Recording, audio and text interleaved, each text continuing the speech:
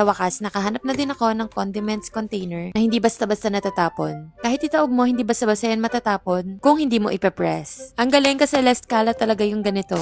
At ito na nga, tatanggalin ko na yung mga luma kong aesthetic bottles kasi nagsawa na akong maglinis. Kada gagamitin ko sila, nililinis ko. Ito, pinalitan ko na ng ganitong plastic bottles na kahit matumba o itaob nyo, hindi matatapon. Marirelease lang yung mga liquid kapag pinress nyo.